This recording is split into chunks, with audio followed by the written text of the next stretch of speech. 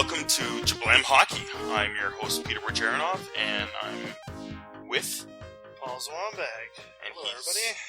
Hey, how's it going? Good. All right, let's go with our first topic. It's trending now. St. Louis Pig. What's the name of this pig? Piggy Smalls, I believe it is. I believe that's what they called it. Piggy Smalls. Where do you know where they derived from this name? I have no idea where they got it, who got it. I just know TJ Oshie was petting it and playing with it in the dressing room.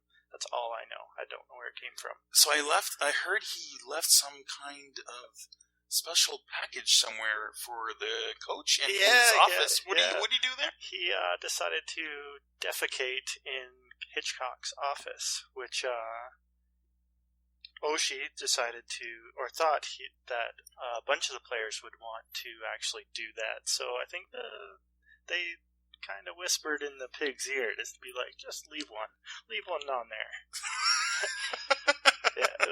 That's pretty good. Yeah. So basically, they were all really proud of the pig and said, "Good job, you did one for the team." Yeah, pretty much. Yeah, they were leaving an inside message. And do you even know why they had the pig in the first place? I know something about some bacon hashtag, roar bacon or something. So okay, what happened with that hashtag and everything? The St. Louis Blues decided to put out a post about the game when they came back from Chicago's 5-2, and they came back in 1-6-5. Yeah. They put out a hashtag, roar back. Roar back, okay. But the Twitter decided to fix... Autocorrect. Yeah, autocorrect, yes. Autocorrect, working its charm every single day. Yeah, of course, autocorrect is going to correct everything to bacon. So they decided to hashtag roar bacon, and it went viral. Everybody, kids had roar bacon signs. It was awesome. And that's why the pig was in the dressing room.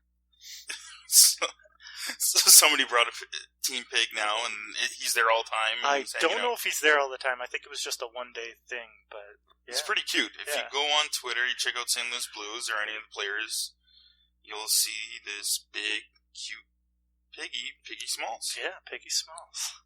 All right. Famous in one day.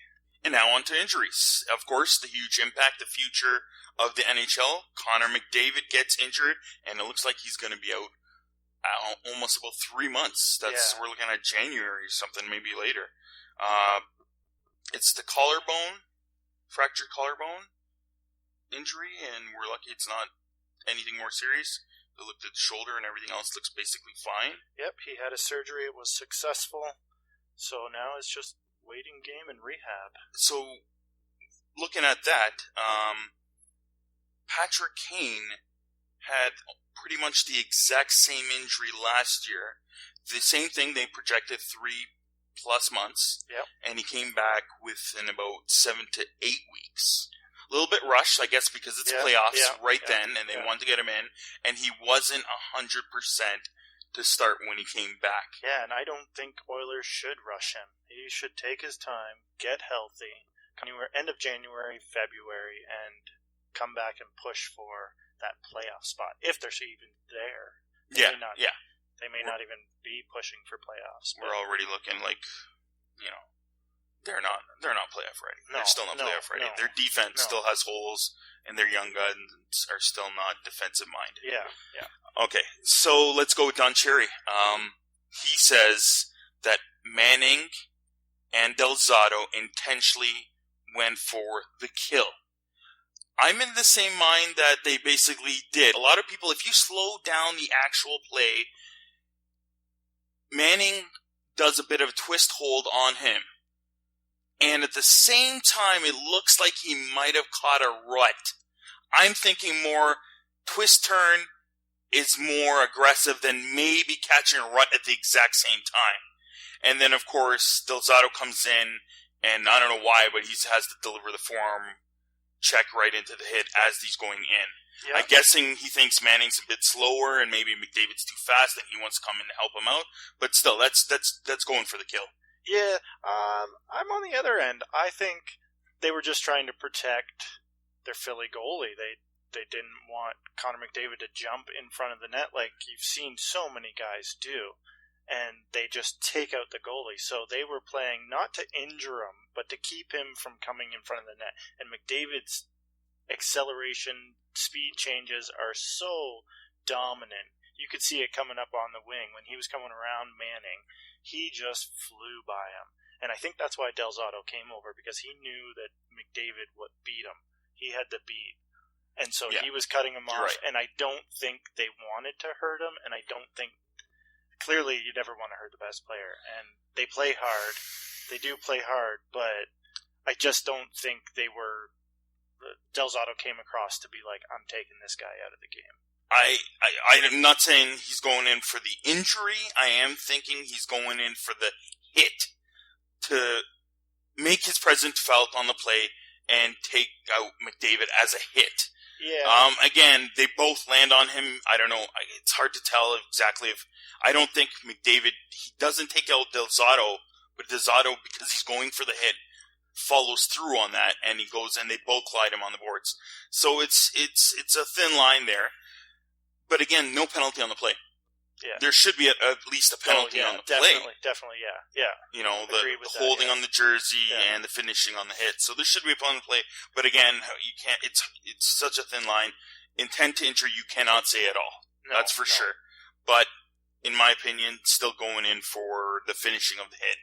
Yeah, that's how it is. But then you look at the other way, and if Del Zotto let him come in front of the net, and McDavid made a dazzling goal, he would have got benched. He would have been like, why didn't you take him out? Why didn't you make this play? Looking at it they now... They get taught to make that play. Looking at the play now, he probably wouldn't have, because he was already going to fall down. Yes, yeah. But, again, it's a split second, it's hockey, it's that speed, and Del Zotto's going in to support his D and going in for the hit. Yeah, that's true. Yeah. All right, well, leading into that, all these guys, especially these older Oilers kids, Taylor Hall, Ryan Nugent-Hopkins, if you even look east, coming in next year's Austin Matthews, big, huge injuries in their first season. Again, should we be bringing up these kids, 18 years old, into the NHL? Yes, they're huge impacts in the NHL in terms of talent, but physically they're not ready. Should we still be bringing these kids? They're all getting injured in their first year. They're all major injuries. It's not like they're out for 2-3 weeks. They're out for 2 months plus. So they're ruining at least 1/3 of their rookie season. This is true. But you look through the NHL and everybody gets injured. Like, it doesn't matter what year it is. I think it's just we're taking that sample size of these young kids because they are phenomenal talents. We're seeing them get injured and we're getting upset that they're missing games. But you look down the entire league and there's so many injured guys that get put out year after year after year, and we don't say, oh, these guys are too small. Like, I don't think these kids are coming in too young. They're phenomenal. Where is Connor Mcdavid supposed to play? He's dominating the OHL. He's not fit for the AHL. The AHL, he would... I think there's the mistake of the NHL right there. Not allowing these 18-year-olds in that OHL, NHL level that might not be physically ready. What if they played the 1 year at least in the AHL first? If they were allowed to, but they can't right now with the NHL rules. They're not allowed to, unless they're Swedish players like Michael Nylander's son, William. Right? Yeah. He's playing in the AHL because he's allowed to. Yeah. You know, he was allowed to because he was a European-born player, and he's come from Europe to play in the NHL, so he's allowed at least that 1 year to play in NHL, and that makes his game, allows him to practice first-line minutes in the AHL while still playing against pretty physical older guys the age of 35 years old and older. So I think that's a big impact and helps. Why not the NHL go into that way? You know, in my opinion, they should. Yeah, that's a good thought. Yeah. Now the impact for the Oilers lineup, a lot of people are saying, okay, well, Eberle's coming back, everything's going to be smooth transitioning. Again, I think Eberle's pretty good. And again, if you look at stats-wise, Eberle was basically, him and Hall were 1 and 2 last year. Yeah. I just don't think he can fill in those boots, especially the way McDavid was going into a nice smooth transition lately of scoring pretty much a point and a half per game. Yeah. But I don't think it's Eberle taking McDavid's spot. I think they played 2 different games, and Eberle is going to play with Hall. Yeah. McDavid was not playing with Hall. McDavid was playing with Yakupov and Pouliot, and now Nugent Hopkins is on that line. Is on the Hall and Eberle line, yes. And then it's McDavid was playing with Pouliot and Yakupov. No, but now they've moved Ryan Nugent Hopkins to the McDavid line. Yeah. So and Eberle goes up. Technically, Nugent Hopkins is replacing McDavid. And Draisaitl is replacing Nugent Hopkins on the first line. And now it's Draisaitl, Hall, and Eberle playing the first line. Yeah, Draisaitl has been playing well, and he has been on the first line, though. And he recently. Is good. He's good. Yeah, he's the underdog, it seems like. And when was he drafted overall?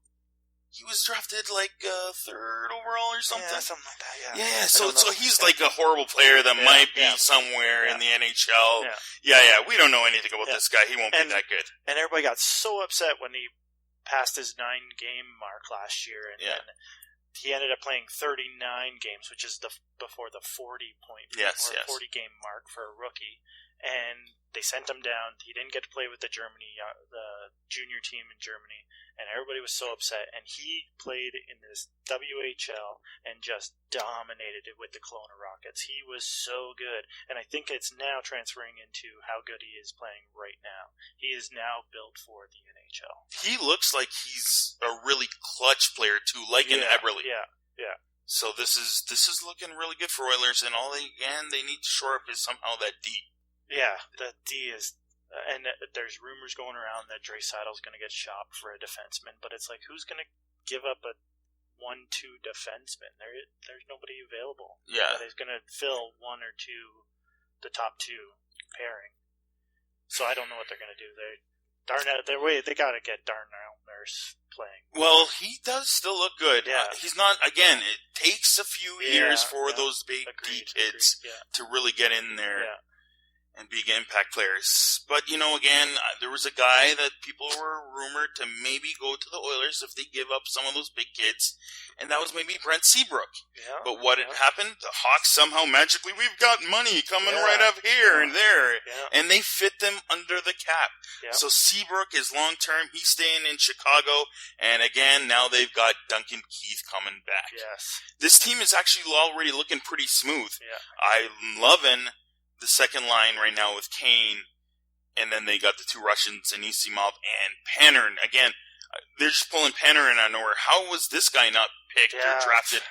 It's beyond me. Yeah. But Duncan Keith is the player coming back, and he just needs to solidify the D. Otherwise, they're actually still doing pretty good without him. Yeah. Brooke has filled in to Keith's skates big time. All the points he's getting right now, Keith's points. And he was always in Keith's shadow. Well, Keith went out, and Seabrook's been just dominating that defense core. So when Keith comes back, I think Seabrook is going to fall back into the role he was in, and he's going to be that quiet, put up a couple points, play awesome defensively. Nobody's going to talk about him, and he's just going to be a solid defenseman. Perfect for them. And another guy coming back is Pavel Datsyuk, and the team's playing decent. I think everybody kind of thought they were going to be right in the middle of the pack, especially with Babcock leaving and stuff. And they're playing pretty decent without a guy like Pavel Datsyuk. And again, the mule is still out. And I guess they're not expecting him to make any comeback anytime soon. No. But Datsyuk will be that good veteran presence that they need. Dylan Larkin playing well, and all these guys, Abdelkader is playing really well, and again, he's not playing well too much lately, and it's a perfect time now to Datsyuk to come into that first line role. And he practiced today with Larkin and Zetterberg, and that's going to be great. That's going to be a great line. Datsuk's going to teach Larkin so much. Like, that kid is... Normally, Detroit does not bring in kids. They wait 24, 25 years old like Nyquist, like Tatar. But this kid is setting the new standard for Detroit. They're bringing in a young kid, and he is ready. He looks unbelievable. He's going to learn so much from Datsyuk. He's already learned with Zetterberg. It's going to be good. That line is going to dominate. And then the other lines are going to be filled in. Like Sheahan will go back with his line, and all and the guys Nyquist will fill in with his line on the second line. All the guys bump down to where they're supposed to be playing. Nyquist isn't a first line guy yet. He may never be, but he is a Perfect second, too. Good second guy, yeah. Next, we got rules. Of course, there's Mike Babcock talking about how we need bigger nets to score more goals in the NHL because the NHL is going down in goals. If you look at stats, pretty much it's going downhill since the 90s. We had a bit of a surge in 2004, 2005, I believe, by almost a goal above. I wonder why. Was it because it was Ovi's first NHL season? He scored 50 goals? Yeah. So that was the blip on the radar. Otherwise, we're at about 5 goals per game, and that is pretty low. Garrett Sparks, the Marlies goalie, comes out on Twitter and says, keep the nets the same size, figure out a way to beat smarter and more athletic goalies. And that's a good comment right there. Yeah. The only thing is I think he forgot bigger goalies because there weren't these ogre goalies in the NHL in the 90s and earlier. There wasn't no Pecorines, Ben Bishops, and those are the goalies with the high save percentage numbers. These big ogre goalies that are 6'5" and taller. It seems like it's like Goliath in net. So how are these players supposed to score with these goals in net? I don't think they need as big of equipment as they have. Yeah. They do have big equipment, and yes, it's a safety issue, but knock it down a little bit. The defensemen are stopping puck. Everybody's blocking shots with the equipment they have, and it's all just little plastic stuff. I know it's not plastic; it's probably fancy. I love this. If you go on the internet, type in Ben Bishop, go take a look at how he looks and he's huge. He's a monster in net. Pecorine is as well. And then you go look into one of our great political leaders, Ken Dryden, and you go look at seeing how he was in net. These pads are formed right around his leg. Yeah. They're pretty in tight. He was a huge goalie too at the time. Very rare, and that's again why he was a good goalie. But at the same time, his equipment's tiny. It's thin as well. And again, maybe guys weren't shooting Zdeno Chara slap shots at them, but still. Back then, they were taught differently how to play. They stopped the puck. They didn't just get in front of the puck. They were taught where the puck's going, put your leg there. Now it's take up as much net as I can. Yeah. Because I need to get down on your knees, butterfly style. Yeah. Cover as much as you can above, but make sure your pads cover the whole bottom and nobody can score it down low. Yeah. If you had the older pads, you could pretty much just barely get around through, or there was a huge 5-hole at the time because the pads were smaller.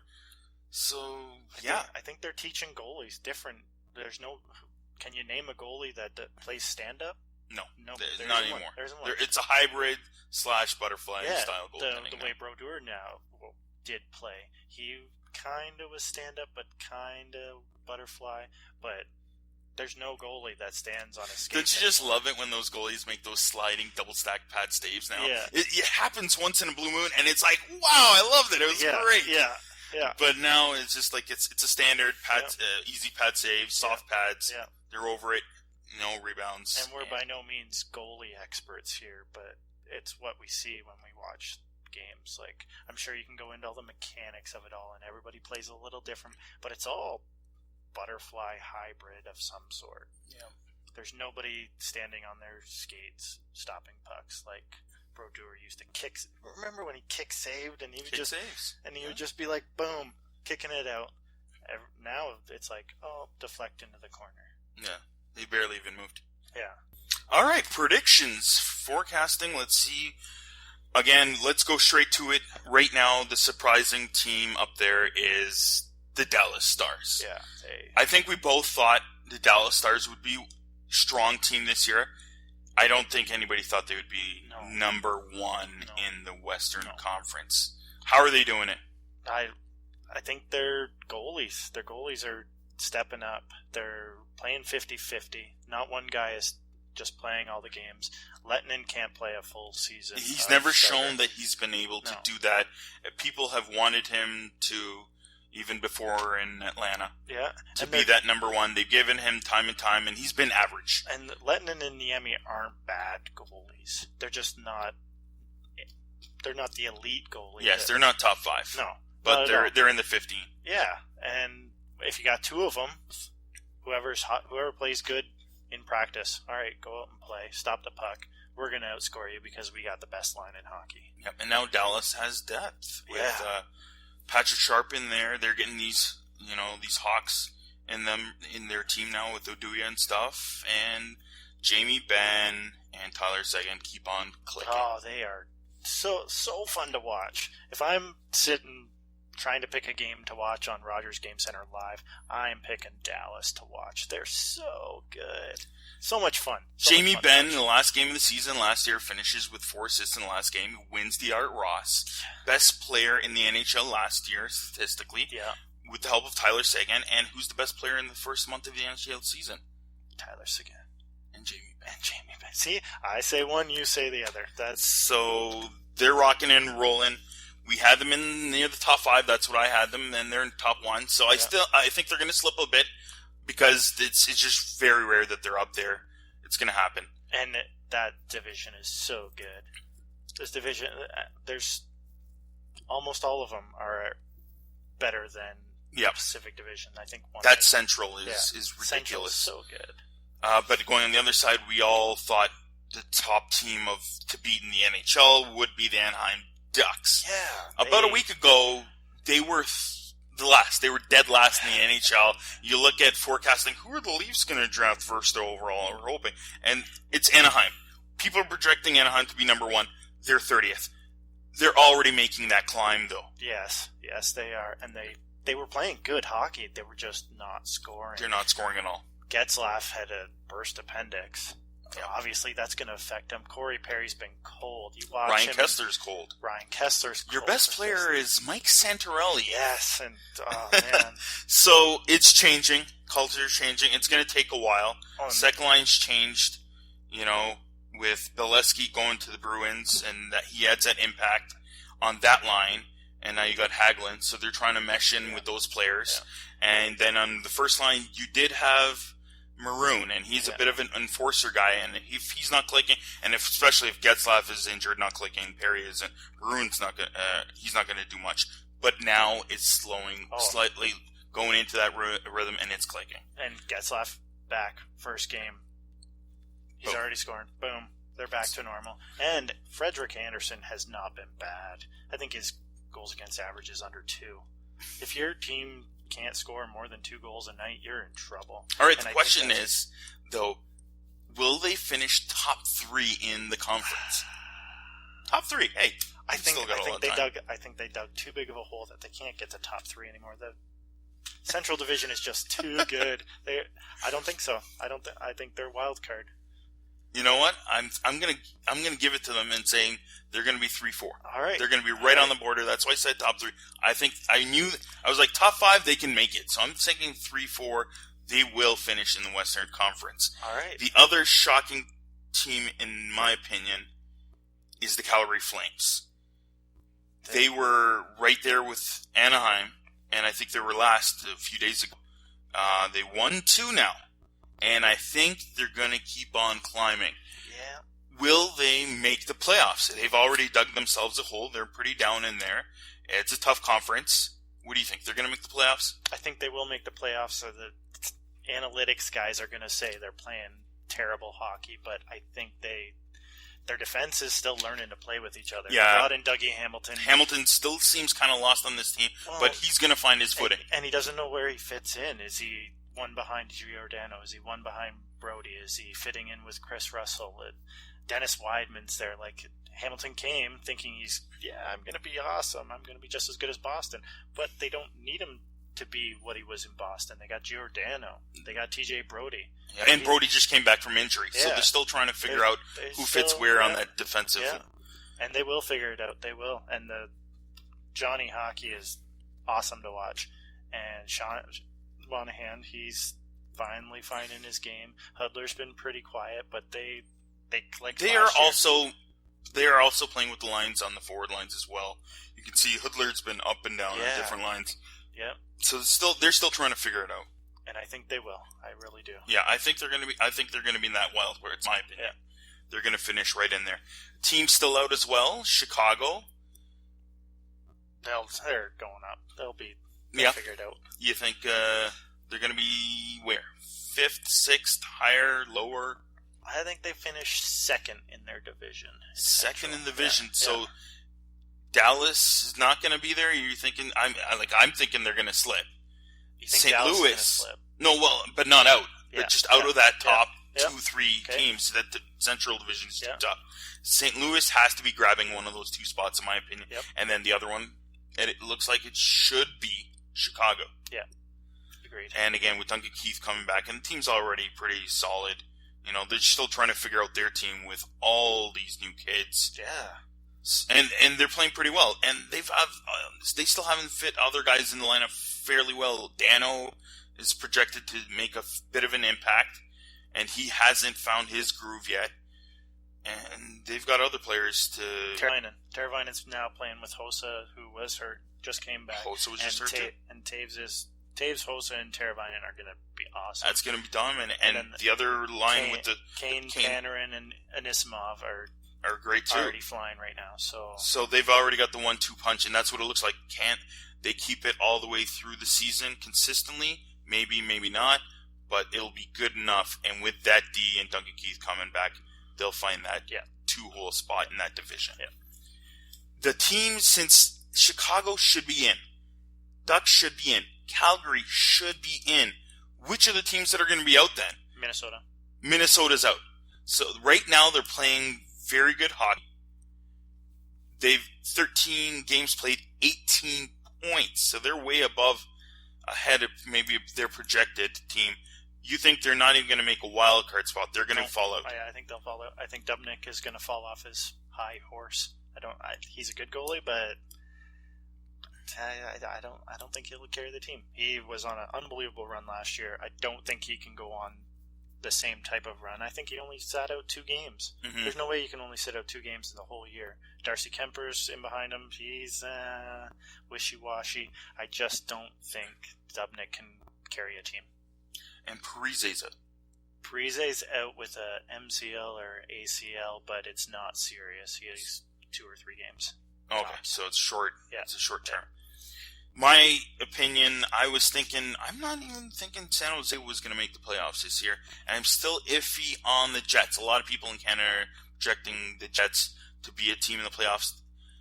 I think if they can get there, they might be able to take a high team out, but I don't know if they're going to be in there, in my opinion. They're still a pretty good team, but they're on the border, and in my opinion, so is San Jose. Do they have enough on that team to make the playoffs or make a team on the Pacific? And you think they do? You just said it, the Pacific. If they were in the Central, I don't think they can run with the big guys. Dallas. Well, Chicago, Anaheim is in that Pacific. Yes. So there's one spot. I think San Jose steals one. Los Angeles is that weird team that goes on hot streaks and you think they could be the team might fall out? Yeah, I think they might be the team. They did last year. They fell apart, and they think they only need to play when the games count, which is the last 20 games. But so far, they're playing pretty well. They are playing pretty well, and they have good depth. Kopitar's been cold. He hasn't played, and that's still early, and they're still playing well while he's cold. Yeah, I think Lucic, and they wanted Kopitar and Gaborik to play together. They've been mixing around with that. They've got to find that niche in the fight right fit. It's going to be good because they still have Carter. They still have Dustin Brown. Tyler Toffoli is playing really well. Yeah, and they put Lucic on that 70s line. Took out Pearson, which I really like the kid, but he's not playing well. So Lucic is now playing with Carter. And they're playing pretty well. Toffoli, and they're playing really well. You know, Lucic and Fournette, he's screening the goalie, getting the chip in goals, and the other guys can fire the puck in the net from any distance. Lucic is built for the West. That dude is dominant. Perfect. And their D is pretty good. Pretty good. Pretty good. Not really good, pretty good. But then they've got quick in it, so if he can pull his usually amazing magic quickness. I think they'll be down in wild card spot. One of the wild cards. I think I've named too many wild card spots. Yeah. Your wild card spot is like 4 teams in the wild card spot. Well, that's normally what happens in the West. It just anybody can make it. The last 2 games matter so much in the West. And then we go to the East. I don't see any shockers at all in this conference. It's exactly what I expected it to be. Montreal on top, Rangers up there, Washington, Pittsburgh fighting right behind, Tampa up there, maybe Ottawa.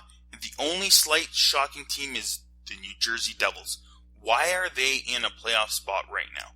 Kyle Palmieri. He's playing awesome. Kyle Palmieri. He is playing awesome. Because the only guy I ever predict on jersey last few years is Cam Larry is the only guy that's going to score 30 goals. Everybody else is going to be 20 or less. Yeah. But Kyle Palmieri is playing really good hockey right now. I don't think he can withstand it for the whole year. And those goals, all the teams you just named have good goalies. Corey Schneider, good goalie. That's why they're in there. That's why right they're now. in there. Corey Schneider's playing great So, too. What do you think? New Jersey keeps that wild card spot, or do they slide out? No, they slide out. Then those teams that I thought would be on the border that are slightly out: Boston, Detroit. Boston's playing way better than everybody thought they were going to play. Yeah, you thought they were going to be that much even lower than this? Because right now they're still just out of a playoff spot. There were so many people that thought they were getting a lottery pick. Wow. Raska's too good for them. Yeah, no. I was in there with you. I'm thinking Boston is fighting for that wild card spot, and they get it. Yeah. Only New Jersey's a bit of a shocker for me. Detroit, again, same thing. A bit of a transition phase with the new coach, but they're in there. And then the other team that we thought, and for sure myself, I believe yourself as well, is Florida. Yeah. Florida, in my opinion, could steal a wild card spot. Yep. They've just got all these good young players coming in and a great veteran presence with Jaromir Jagr. And again, you got a few other guys, like UC Jokinen, Dave Boland, and now Willie Mitchell on D. And, of course, one of the best goalies, a lot of people don't like to say it, in NHL history, Roberto Luongo is there. Or as I just came from in Florida, they have the Louie. So that's pretty good. And that goes right into our next topic, Team ISO. This week's Team ISO is the Florida Panthers.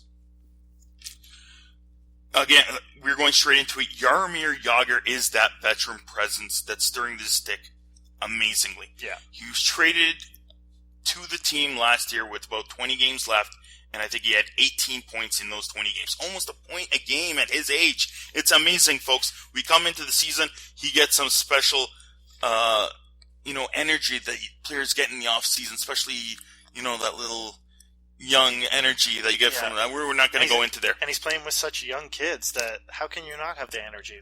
He's teaching those young kids the veteran side, and those young kids are giving him the energy to keep playing. He's unstoppable. He just keeps scoring. So last season he was playing with Barkov. He's playing a bit with Trocheck and maybe even Huberdeau. Yeah. So far this season, the same thing. Huberdeau and Bukestad. Yep. Because Barkov's hurt. Yeah. Well, Barkov's hurt, and same thing. And they're still playing pretty well. Yep.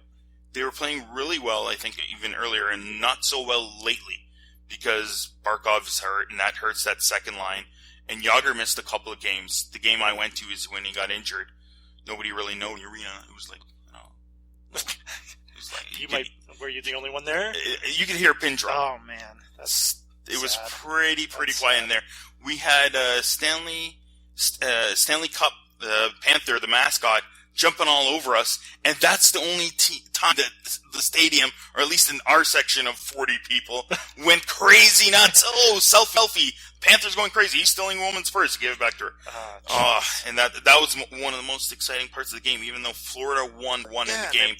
They got a team that's playing well. I could see 10 years ago or 12 years ago that, we're not going to. They've got all these kids. 2010, Goodbranson, a third overall pick. Bukestad, a bit of a steal later in that first round. Huberdeau, third overall. Vincent Trocheck, and I like this kid. This kid can really play. Yep. He looked good in the game I saw, and he's looked good whenever I've watched him, and I've been trying to watch Panthers, because I project them to be a contender, maybe not next year, but the following year. Yep. They're going to be a top 6 team in this Eastern Conference, and they're going to be fighting. Yeah, if they keep that core, they will be there. Yep. They have Barkov was drafted 2nd overall in 2013, Ekblad 1st overall, and of course I picked him before anybody was talking about to win the Rookie of the Year, and that's what he went out and did. Yeah. Such good defensive, veteran-seeming presence already at his age. Yeah. don't like him on the fantasy so far because he hasn't been putting up the numbers right now. But if you watch him on the ice, folks, a veteran presence, he can eat up the minutes already at his age. Yeah. And he's looking solid on the blue line. No learning curve there. He came into the NHL ready, and he is showing it. It's unbelievable. In my opinion, they had made a great steal in the offseason by getting Riley Smith from the Bruins, and he's playing pretty well with Trocheck on that second line, basically. Yep. Playing really well. It was a steal to take on Savard's contract because Bruins had to make sure they were under the cap and then give them Jimmy Hayes. And the Panthers don't care about the money. No. Well, they have a budget, but the cap space is there, so. And Luongo is a solid goaltender. Yeah. I don't know why nobody likes him, but that's... And now, with the guys getting a bit older, you got Campbell's contract off the books this year, so you'll be easily able to fill in those guys in their second contracts after their entry levels. Yep. And the team will fill in beautifully, and I think Kulikov will fill in Campbell's roster spot. Kulikov is... You got Kulikov, you got Goodbranson, you got Ekblad, you got 3 solid studs. Yep, and they got lots of young kids coming up. Petrovic. Michael Matheson is going to be this really Matheson good. kid, who is he? Do you know anything about him? I don't know a lot about him. I know he's going to be good. They're projecting him as an offensive stud. Yes. Do they need that kind of defenseman? Yes. They do. Because Ekblad... He's more defensive-minded. He's going to put up offense just because he's good. He's getting his time, but he's not that offensive defenseman. So Matheson will be a good fit because Goodbranson hasn't found that offense in the NHL. Yeah. And Kulikov's still more of a defensive And I don't one think too. Goodbranson will find the offense. No. I think he's just he's a 5'6". Yeah, exactly. So, team's looking good for the future. There's one dark horse kid that while I was looking up the Florida prospects, Jace Hallerluck. I don't know how to say his name. Hallerluck. He plays at Brandon Wheat Kings. He is so Hockey good. League. Yeah, he has been playing so good. Watch out for him. He could make the team next year. That's my opinion. He's going to fit in that core. And again, going back to those projections, I think they're going to steal a wild card spot this year. If they don't this year, they will for sure. You can take that to the bank from me. Get to the playoffs next year. Yeah. Jace Hallerluck. Hallerluck.